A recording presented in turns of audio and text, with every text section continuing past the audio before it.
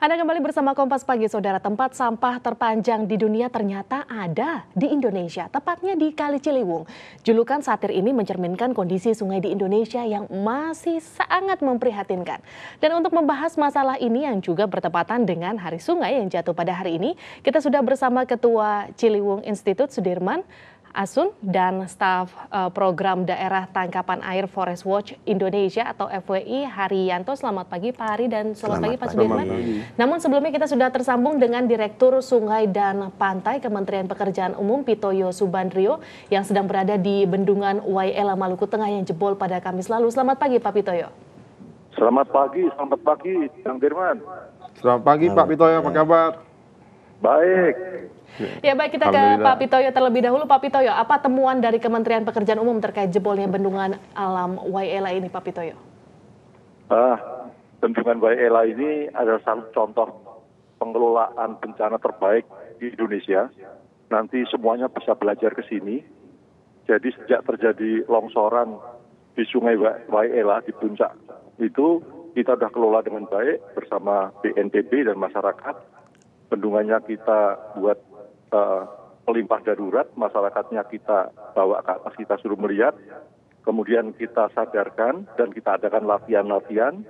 Apabila nanti terjadi bencana, mereka menyingkir. Nah, kemarin saat terjadi bencana, itu sebelumnya kita sudah minta mengungsi, kemudian masyarakat menyaksikan sendiri proses runtuhnya bendungan, dan bendungan itu runtuh, terjadilah banjir bandang, 5.000 jiwa warga negeri 5 selamat. Apakah saat ini Bendungan Waiela ini sudah mulai diperbaiki, Pak Pitoyo?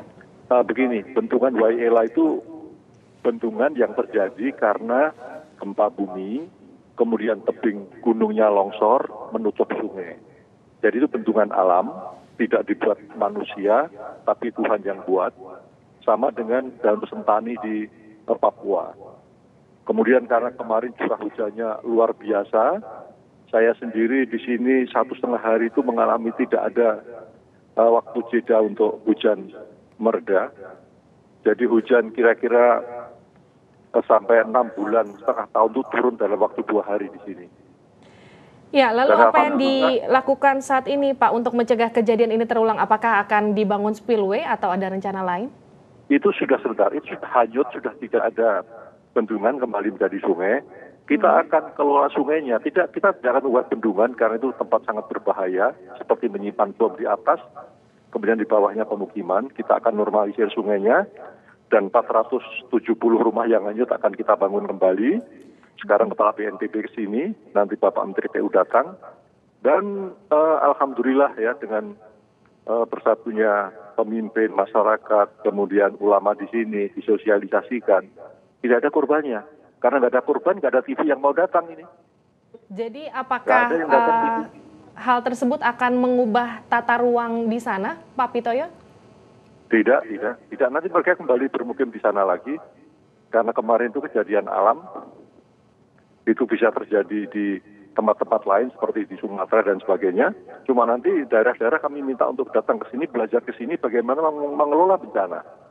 Bagaimana masyarakat itu kita ajak bersama-sama melihat kejadian dan memprediksi yang akan datang, membuat simulasi, dan saat hari hanya mereka patuh dengan sirine yang bunyi, merang-merang, mereka langsung sebelumnya memang sudah pindah, rumahnya dikosongkan, dan memang betul terjadi. Jadi mereka masyarakat sekarang sangat percaya dengan pemerintah di sini.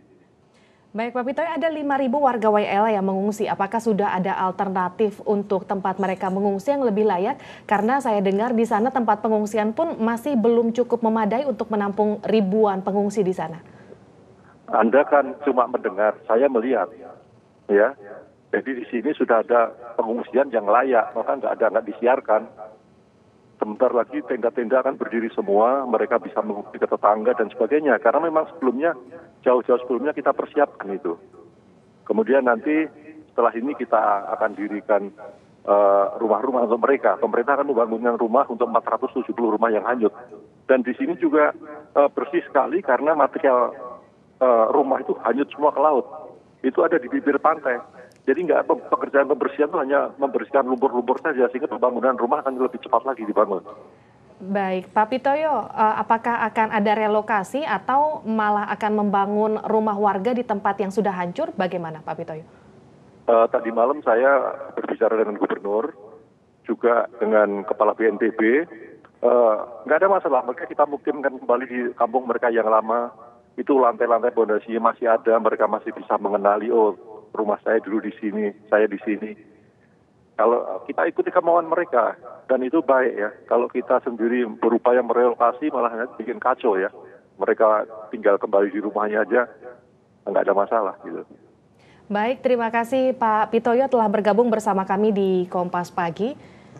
Ya, Selamat Hari Sungai, Pak. Ya, selamat Hari Sungai, Pak Pitoyo. Ya, kita ke Pak Hari. Yang terjadi di Waela mungkin bisa jadi salah satu bukti ketidakseriusan kita terhadap air ya. Kita agak sedikit cuek terhadap air. Apakah ini juga yang menjadi salah satu faktor kita dicap sebagai pemilik tempat sampah terpanjang di dunia? Bagaimana, Pak? Iya, sama halnya kayak kalau saya contohkan, saya boleh contohkan terkait terjadinya banjir bandang di Waela sama yang ada kaitannya sama Ciliwung. Itu hampir sama karena bukan tidak mungkin Ciliwung itu akan mengalami hal yang sama kayak Waela kalau memang pemerintah tidak mau serius terhadap kondisi yang ada saat ini. Berdasarkan hasil olah data Forest Watch pada tahun tutupan hutan tahun 2000 sampai 2009, kita menemukan tutupan hutan yang ada di kawasan das Ciliwung itu tinggal 12%. Dari luas das 29%. Dan sedangkan pada tahun 2013 ini kami juga melakukan pantauan langsung terhadap apa yang ada di dalam das terkait dengan situ yang ada di dalam das.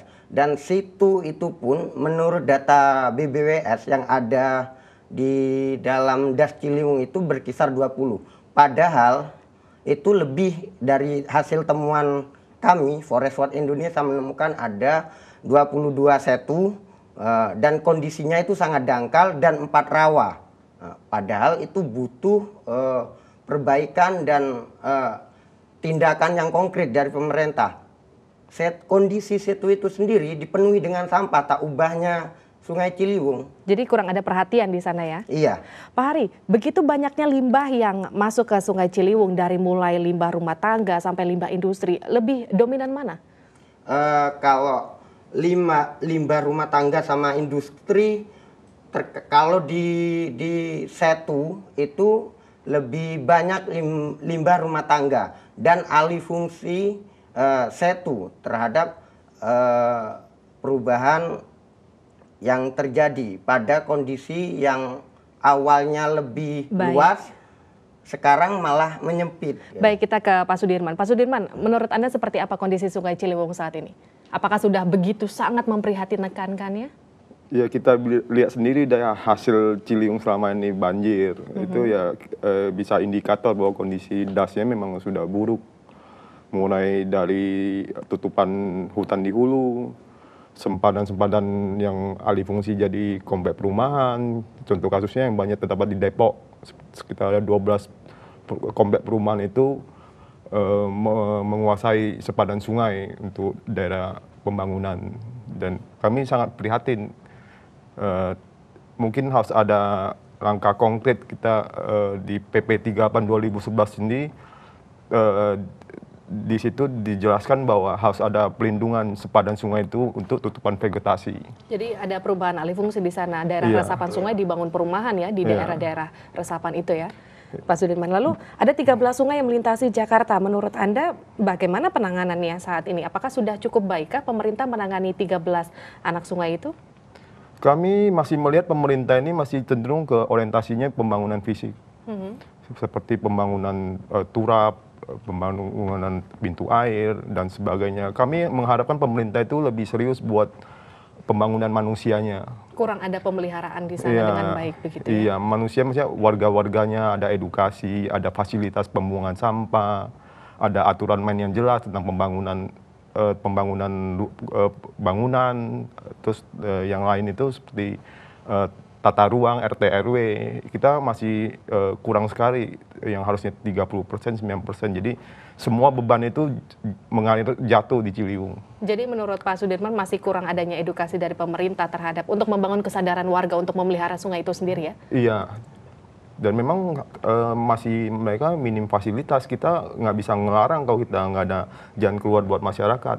Yang terpenting itu masyarakat harus mundur dari sungai. Itu ada sepadan sungai itu kalau di kota seperti Jakarta itu sekitar 15 meter.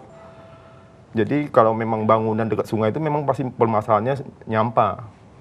Baik, kita ke Pak Hari. Pak Hari, Indonesia menduduki peringkat ke-7 sungai terkotor di dunia.